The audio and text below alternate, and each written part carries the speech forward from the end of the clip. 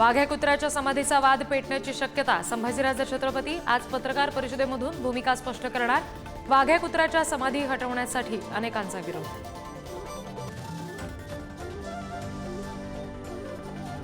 अर्थसंकल्पीय अधिवेशनाचा आज सूप वाजणार. मुख्यमंत्री फडणवीस आज विधानसभेत संविधानावरील चर्चेला उत्तर देणार.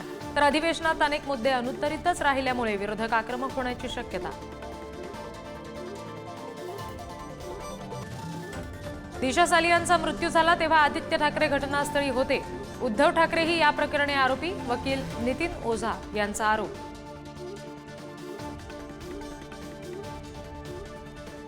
कुणाल कामरा मुंबईतील खार पोलीस स्टेशनला हजर राहणार. मात्र जबाब नोंदवण्यासाठी मागितली 7 दिवसांची मुदत. तर कामरा झुकणार नाही. त्याचा आणि आमचा डीएनए सारखाच.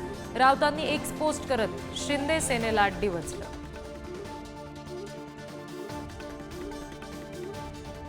संतोष देशमुख हत्या प्रकरणातील आरोपींना सर्वोच्च शिक्षा होईल. मुख्यमंत्र्यांची विधानसभेत ग्वाही. आरोपींविरोधात भरभक्कम पुरावे असल्याची माहिती.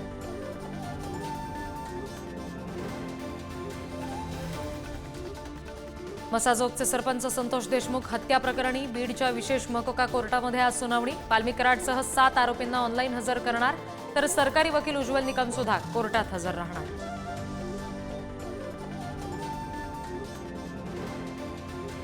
मुंबईतील 70% मशिदी अनधिकृत. भाजपचे नेते किरीट सोमय्यांचा आरोप. 1 महिन्याच्या आत भोंगे बंद होणार. सरकार कारवाई करणार. सोमय्यांचा दावा.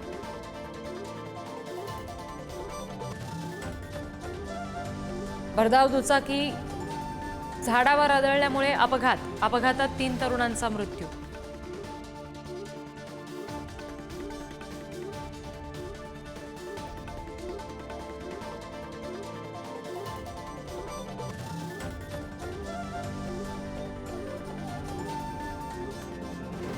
कोकणात पावसाचा अंदाज. कोकण आणि पश्चिम महाराष्ट्रामध्ये अवकाळी पावसामुळे काहीसं नुकसान. शेतकरी हतबल.